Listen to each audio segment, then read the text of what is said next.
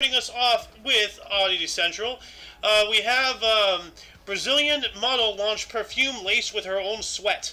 That's absolutely disgusting. Vanessa Moura, a 29-year-old Brazilian model and online influencer, has been getting a lot of attention because of her new perfume, which she claims introduces her body sweat or includes in her body sweat as an ingredient. The Sao Paulo-based model claims that she was inspired to use her sweat to create her signature fragrance Fresh Goddess, after her boyfriend and her ex-partner both praised her natural body odor as sexy and exciting. Well, of course he'd say that. He's just trying to get into your clam jam. Each bottle of perfume contains 8 milliliters of sweat, quote, for a touch of sensuality and femininity, end quote. No, that's just a touch of absolute disgustingness, making it the ideal fragrance for dating and attracting the attention of someone you like. Nope, absolutely not. Moura claims that online followers who use Fresh Goddess confirmed its power of attraction, with one person allegedly getting invited on a second date by her crush because of the perfume. I really doubt that. That's just people trying to virtue signal the person they support. That is absolutely disgusting and appalling, and I truly hope that she goes bankrupt. Anyway, let's move on up here. More from Oddity Central. Japanese power tool company launched world's first cordless microwave oven. Here's something interesting. Japanese power tool manufacturer Makita recently unveiled a first-of-its-kind portable microwave oven powered by 2 large batteries that can be recharged and replaced on the go. Mock-ups of a cordless microwave have been doing the rounds online as April Fools for years. But this year, Japanese power tool giant Makita decided to surprise everyone with a market-ready battery-powered oven that can reheat dozens of foods and drinks on the go. The new Makita MW001G microwave oven is able to deliver 500 watts of power for up to 8 minutes, after which it automatically switches to a lower power 350 watt mode to conserve battery life. It weighs just 19.4 pounds or 8.8 kilograms and can reheat about 11 refrigerated lunches or 20 drinks on 2 fully charged XGT 40 volt max 8AH batteries. Alright, that's pretty cool. So, for those of you who like to go camping but don't want to get rid of the modern conveniences, just like, Tom from Parks and Recreation, played by Aziz Ansari. Yeah, here you go. Cordless, wireless microwave. So yeah, now you can go glamping, glamorous camping. Let's move on up here, more from Oddity Central. Man calmly drives with swarm of bees nesting inside of his car. What? Bees are considered an omen of good fortune in China, so when a man found a swarm of bees building their nest in his car, he decided to just drive the car with his new weak companions. A man from China's Anhui province recently went viral after posting a series of videos on himself calmly driving in his car with bees swarming around inside the vehicle. Most people would freak out at the sight of a single bee flying around their head, but the Chinese driver, surnamed Yao, was all smiles and even boasted that he was going to be rich, referring to the belief that bees visiting one's home was an auspicious omen. It's unclear how the bees got into the car or why they chose it as their place of congregation, but the viral videos gave many on social media goosebumps. So, let's check this out here real quick. Yeah, he has a whole thing of bees just literally inches from his head. This guy is an absolute lunatic, and he's driving. I'm surprised they're not stinging him, honestly. This guy has no idea how lucky he is. This is absolutely insane. So, alright, let's move on up. More from Oddity Central. Wild duck lives with knife stuck in its neck. What? Animal rescuers in Brittany, France were stunned by a wild duck that seemed to lead a perfectly normal life despite having a knife stuck in its neck. This reminds me of that one guy from Mission Hill, the cartoon, Gus. Somebody stabbed him in the head. He was just walking around with a knife handle sticking out of his head. Nicknamed Donald the Duck by members of the Pinocchio et Sauvagnons Association, the mallard with a red knife handle sticking out of the left side of its neck had long attracted the attention of people in St. Nolf, northwestern France. What really stunned those who saw the wild duck was how unaffected he seemed by the wound, swimming alongside other ducks, walking around on his webbed feet, and being able to feed normally. However, animal rescuers at Pinocchio et Sauvagnons worried that the knife could become a serious problem with time, so they decided to take it out. That really makes me wonder, who would stab a duck in the neck with a knife and just leave it there? That is wild. Mr. Pump, welcome to the show. How you doing today?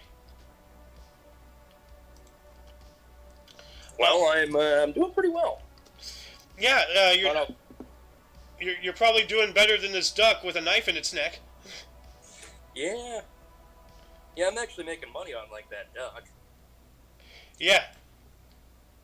That duck can't even get a job. Moving on up from UPI, aka Oopie. Chinese man sets world record for 4-finger push-ups with claps. Here's something that you should work towards, Mr. Pump. Wow. A 21-year-old Chinese college student broke a Guinness World Record when he used only 4 fingers to do 21 push-ups in 1 minute and clapped his hands in between each push-up. Wow. Wow. That's impressive. Yeah, Zhang Yozhan, a student at Sanji Aviation Vocational and Technical College, said he started training his body with weights and push-ups at the age of 13, and he started doing finger push-ups as a junior high student after seeing the exercise being performed in kung fu movies. Well, you know, kids are very influential. That's why politics are constantly going after them. So, but Yeah. that's incredible. Like. But yeah, that's impressive. No other way around it. Impressive. Yep.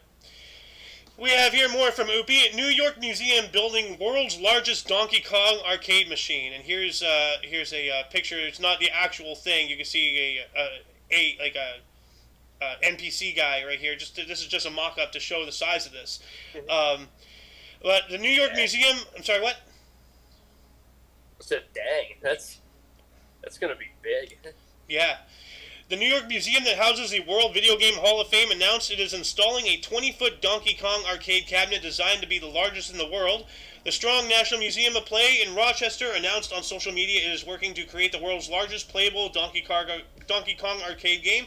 The machine will be 370% larger than the original arcade cabinet, but will be fully functional and available for guests to play, the museum said. The cabinet is planned to be 20 feet tall, dwarfing the 16-foot Tetris cabinet that holds the Guinness World Record for the largest arcade machine. Oh, of course, Nintendo's trying to topple Tetris. The Strong said that Nintendo of America, which owns the Donkey Kong game and associated characters, provided input on the project. So, yeah, Donkey Kong, released in 1981, features the first appearance of perennial hero Mario. Nope, it does not. It does not. It does not. Actually, let me do some live research here. Jumpman, not Lumpman. Jumpman. Isn't it? Yeah, I was gonna say it's not even Mario. It's a completely different character or something. Or Mario.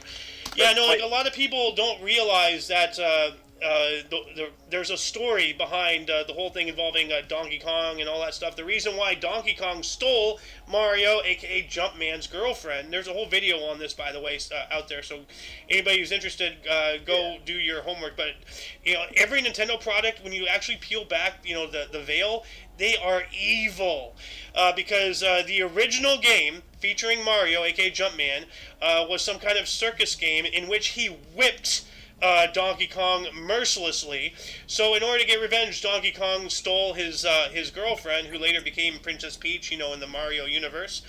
And then Mario, of course, killed Donkey Kong. And then there's a game after that, DK Jr. or something, in which Mario utilizes DK Jr. in some kind of really horrible animal abuse way. Like, you know, when you really look at Nintendo, it is evil. It is downright evil. So, So yeah, let's move on up here. More from UPI. Lizard manages to fend off lions and cobra. What? Wow.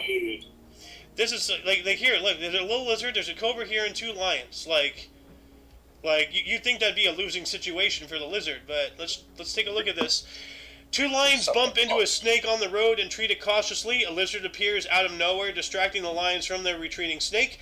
Daniel Anthony, a nature guide working in the Sarabi Sands Private Game Reserve at Chitwad Lodge in South Africa, shared that sighting with latestsightings.com.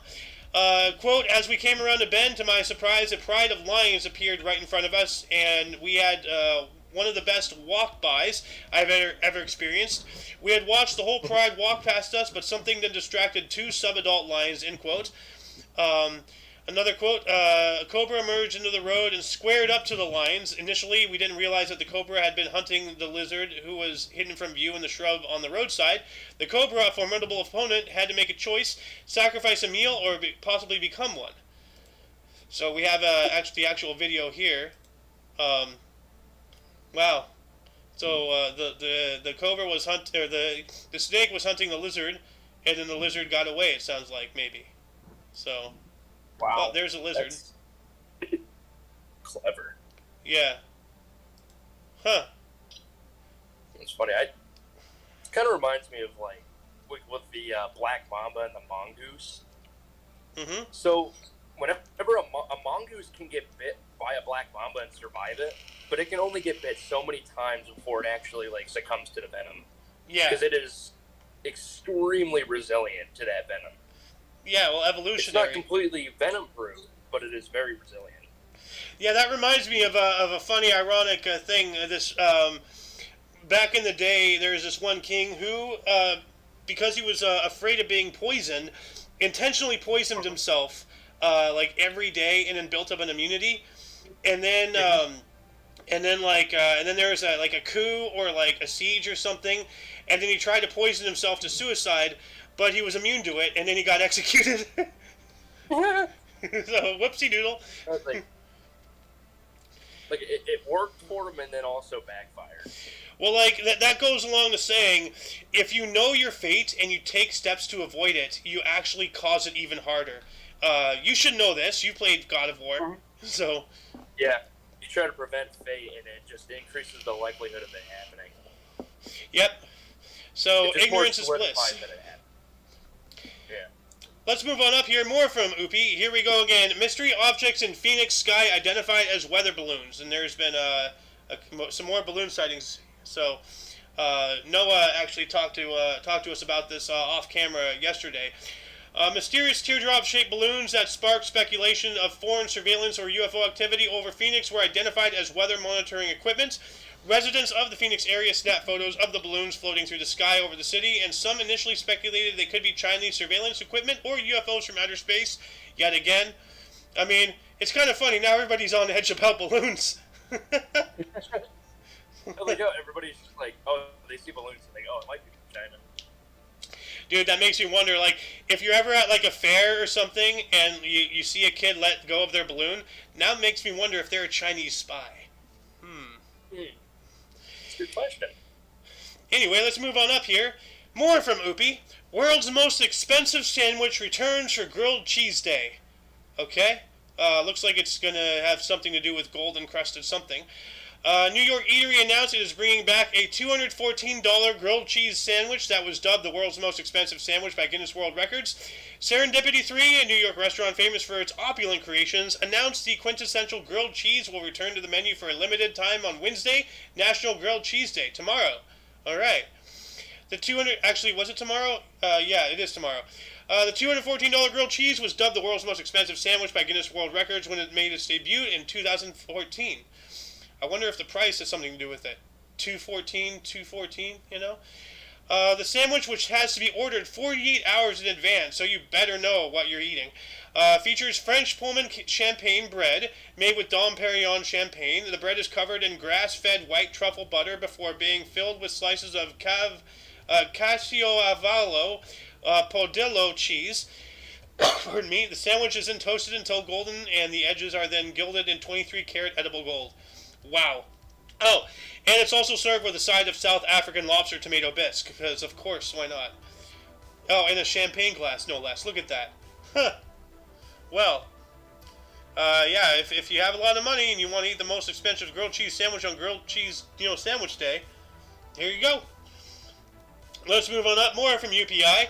Arkansas man caught 102-pound paddlefish from his kayak. Wildlife officials in Arkansas said a man fishing for a walleye from his kayak managed to land a massive 102-pound paddlefish. The Arkansas Game and Fish Commission's Fisheries Division said Robert Murphy of Fayetteville was fishing from his kayak on the Upper White River near Goshen, where he hooked the giant paddlefish. The Post said that the fish was short of the 118-pound 9-ounce state record for paddlefish set by an angler in Beaver Lake in 2020. Wow, so he was close. So, well, by 16 pounds and 9 ounces. So, moving on up to NPR. Police came to pull out a Jeep from a lake. They found a woman inside who was alive. Whoa. It started with a call from a fisherman who said he saw what looked to be a black Jeep virtually submerged in a large lake in Marion County, Tejas. Not until later, after a tow truck came, did anyone realize that someone was in the vehicle and they were still alive. After the initial call on Friday morning, it took deputies around 18 minutes to reach the scene at Lake of the Pines, which sits between Dallas and Shreveport, Louisiana. It took a little longer for a truck from a nearby wrecker service to arrive. The Jeep was far from shore, about 40 feet out in the water from Woody's Camp boat ramp. The fisherman who called the authorities stuck around, using his boat to help a tow truck worker get out to the Jeep and hook up a tow cable, Rogers said. Deputies called an ambulance. In the meantime, the woman was put in the car to keep her warm. She was later taken to a hospital. So this is after they discovered. But how did she get there? 40 feet? Like, I don't want to make a sexist woman driver joke, but I mean, you know, it's right here on a golden platter, you know? Hell, not even a golden platter, a platinum platter. Like, how did she get there? And how did she survive? That is remarkable and kind of confusing at the same time. Anyway, more from NPR here. He felt the slither of a venomous snake in the cockpit. Then he turned the plane around. I don't blame him. In Johannesburg, South Africa, of all the things to go wrong mid-air in the cockpit of a plane, finding a venomous snake under the pilot's seat must surely be one of the worst scenarios. I am tired of these motherfucking snakes on this motherfucking plane. Okay? Thought we were over this. Where's Samuel L. Jackson? Get him on the horn. We gotta send him over to South Africa right now to get rid of all the snakes on the plane. Quote, I felt this little cold sensation underneath my shirt where my hip is situated, but basically where you've got your little love handles, the pilot said. When he looked down, the pilot was surprised to see a highly venomous Cape Cobra under his seat. Oh, wow. How'd that get there? That is terrifying. Erasmus felt the slithering stowaway as he was piloting a private flight from South Africa's Western Cape to the northeastern town of Nelspruit on Monday. He decided to turn the light aircraft around and make an emergency landing at the closest airport of Welcome. What a good name, Welcome. Huh, perfect. But yeah, so, and as I've failed to say so far, for further reading on any and all of these articles that I've covered and the ones that we will, please refer to the underbar of the description below. The links to all of these articles are down there. Let's move on up here. AP News, 78-year-old bank heist suspect, quote, I didn't mean to scare you, end quote. A 78-year-old woman with 2 past bank robbery convictions faces new charges after authorities alleged she handed a teller a note that said, I don't mean to scare you, during a recent Missouri heist. Bonnie Gooch, the Gooch, is jailed on $25,000 bond after she was charged with 1 count of stealing or attempting to steal from a financial institution in the holdup Wednesday in Pleasant Hill. The Kansas City Star reports no attorney is listed for her online court records. For her in online court records. She was also convicted of robbing a California bank in 1977 and one in the Kansas City suburb of Leeds Summit in 2020. Her probation in the second heist ended in November 2021. So she needs to be detained. Clearly, she's a danger to herself and society around her. So just because she's old doesn't mean she's not dangerous. Sorry, what? She's a danger to money. Yes, she is. She's a danger to Dutch's money. Oh, God. I just need more money, Arthur. I have a plan. Arthur, we need more money. Well, Arthur, here's something straight out of Zootopia. Officer Cottontail Bunny joins police force for real. So, real-life Officer Judy Hopps, anyone? Meet Mercy, the police rabbit. Some bunny, also known as Officer Ashley Carson, found a lost rabbit last year in the middle of Percy Avenue in Yuba City, California. I know where that is. Carson, of course this is happening in California. Why? Oh, God, Disney. In California. Yeah.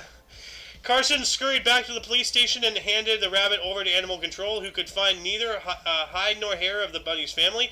In a happy ending, oh God, the puns. Who wrote this? I need to team up with them to make a comedy club. In a happy ending, a police services analyst adopted the allegedly docile and friendly animal and named him Percy. The Yuba City Police Department, about 40 hopping miles or 64.37 kilometers north of Sacramento, announced the rabbit's promotion to the rank of wellness officer just days before Easter Sunday. All right. So we have an actual rabbit on the police force. Wow. Yeah. What's the word? Life imitates art. Or I wouldn't call. What was the name? Help me. What's that Disney movie? Zootopia. I wouldn't call Zootopia art, but still, this is yeah. And why does it have a canine vest? What the hell? I guess that's for Chihuahuas, but that's weird. Honestly, the thing with Zootopia, the movie's okay. It's not a good movie and it's not a bad movie. It's in that mediocre threshold. What a lot of people don't realize is Zootopia has a lot of racial undertones. That it does. Yep. That's the propaganda Disney's trying to instill into the children of today's world that a lot of people don't realize. But anyway, let's get on to our last but not least story. From Ripley's Ice Age discovery, 30,000-year-old squirrel found in Canada. Wow. The Ice Age... Canada. Oh, of course they're talking about the Ice Age franchise, because the first thing I thought about was Scrat.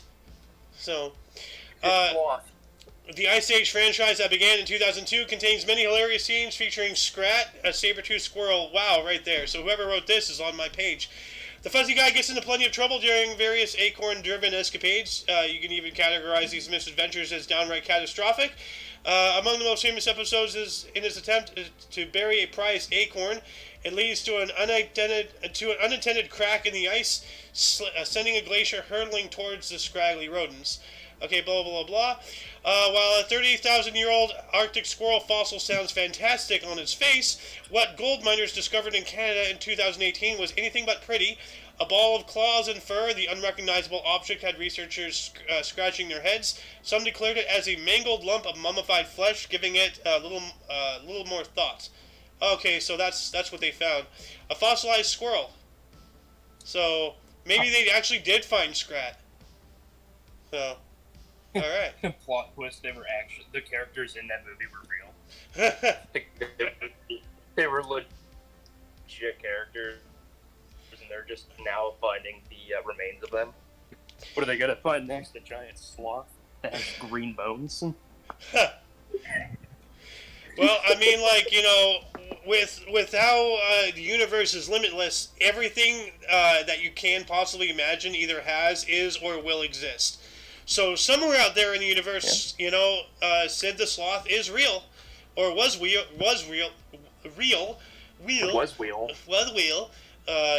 Cool Whip, or will be real. So, yeah.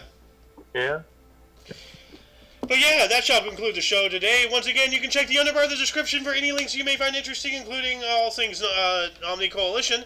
For your dose of different, otherwise unusual news, we stream every Tuesday and Friday at 2 p.m. Pacific Time, which is 3 Mountain, 4 Central, and 5 p.m. Eastern Standard Time. Yep. For all of you and all of us, I am Alexander. And I am Father Pump, a.k.a. the Slayer. A.k.a. the Rhombuser. And of course, you viewer are you, and until you catch us on Friday, or if you're interested in some history, we have a history show every day at 10 in the morning Pacific Time. By the way, announcement, we will be doing the Twitch switch after the history show tomorrow, hopefully. So we're going to be live streaming on Twitch from now on, still uploading on all of our platforms, including this one. But because this is a TOC product, I no longer find it viable that I'm hosting it on my personal YouTube. But anyway, whenever you see us, until then, don't forget to look right and left at every intersection, rate 5 thumbs, and subscribe. Toodles!